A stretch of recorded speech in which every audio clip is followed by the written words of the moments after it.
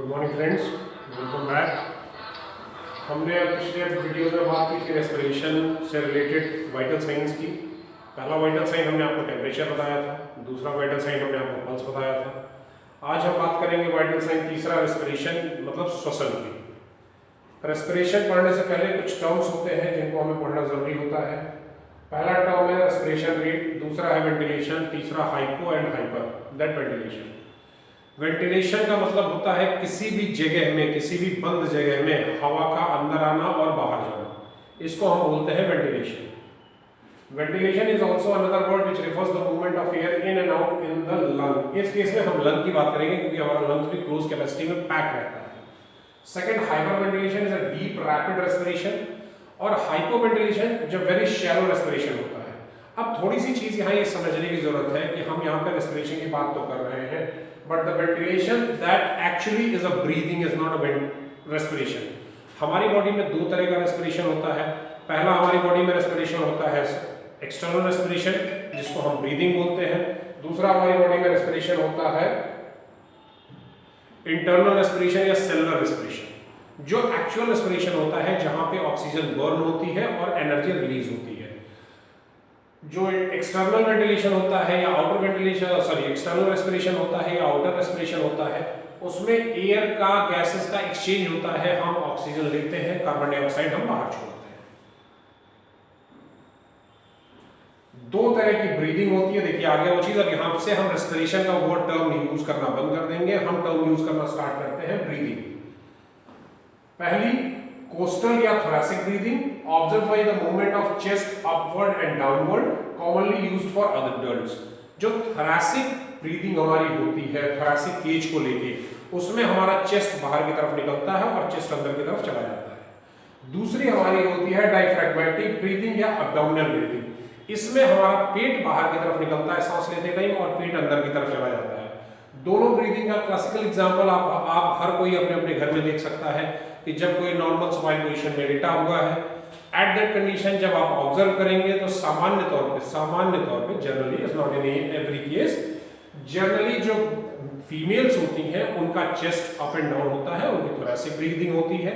जो मेल्स होते हैं उनकी डायफ्रैग्मेटिक ब्रीदिंग होती है, उनकी एब्डोमिनल ब्रीदिंग होती है। अब एग्जैक्टली ये ब्रीदिंग होती कैसे है, ये है आपकी कोस्टल ब्रीदिंग या जो हमने अभी क्या बताया था, थोरैसिक ब्रीदिंग। इसमें आप ब्रीथ अंदर करते हैं, चेस्ट आपका एक्सपैंड करता है, डायफ्राम, ये जो डायफ्राम है ये आपका नीचे चला जाता है, डायफ्राम आपका फ्लैट हो जाता है। यहां पे आप ब्रीथ आउट करते हैं, चेस्ट आपका कॉन्ट्रैक्ट करता है, डायफ्राम आपका रिलैक्स करके अपनी जगह पे वापस पहुंच जाता है।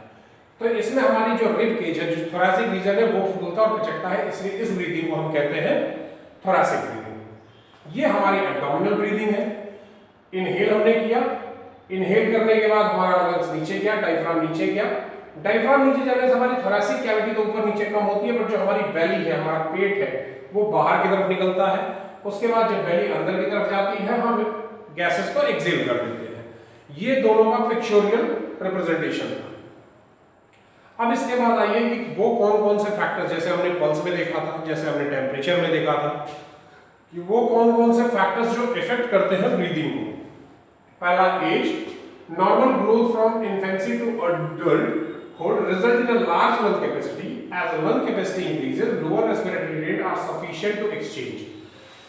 इस चीज को आपको समझाएं कि जैसे बच्चा छोटा होता है उसकी लंग की कैपेसिटी कम होती है। जब लंग की कैपेसिटी कम होती है तो उसको ज्यादा सांस लेने की जरूरत पड़ती है, ज्यादा वो सांस बाहर निकालता है for the appropriate exchange of gases for his or her body function। जैसे जैसे हम बड़े होते जाते हैं, इन्फेंट से हम अडल्टहुड में आ जाते हैं, एट दैट टाइम हमारा लंग्स की कैपेसिटी बढ़ जाती है, लंग हमारा ग्रोथ कर जाता है। लंग ग्रोथ करने के बाद हमारा लोअर रेस्पिरेटरी रेट, हम धीमे धीमे भी सांस लेते हैं तो हम सफिशिएंट ऑक्सीजन ले पाते हैं। दैट्स व्हाई ऑलवेज इन्फेंट में रेस्पिरेटरी रेट ज्यादा होता है, अडल्ट्स में रेस्पिरेटरी रेट कम होता है। Now comes to the medication. Some narcotics medication decreases respiratory rate and death। कुछ नार्कोटिक मेडिकेशंस होती हैं, आजकल आपने बहुत सुन रखा होगा नार्कोटिक्स के बारे में, एनसीपी डिपार्टमेंट्स के बारे में। जो लोग न्यूज़ सुनते होंगे they are aware of that narcotics.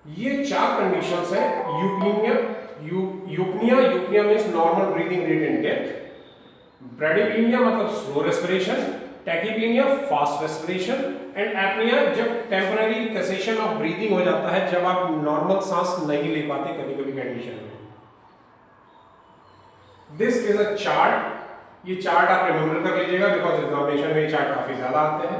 Newborn baby का 30 to 80 पर minute beats per minute, early childhood 20 to 40 breathing per minute, late childhood 15 to 20, adulthood male 14 to 18 and female 16 to 20 breathing per minute. अब हमें breathing ये पता करनी है कि rhythm breathing का कैसा है, तो रेगुलर होना चाहिए, इनहेलेशन एंड एक्सहेलेशन ये दोनों चीजें रिदमिक होनी चाहिए, नॉर्मल होना चाहिए, एफर्टलेस एंड ऑटोमेटिक होना चाहिए। हमें अपने बॉडी में प्रेशर न लगाना पड़े, हमें अपने बॉडी की एनर्जी लॉस न करनी पड़े इनहेल और एक्सहेल करते टाइम पे।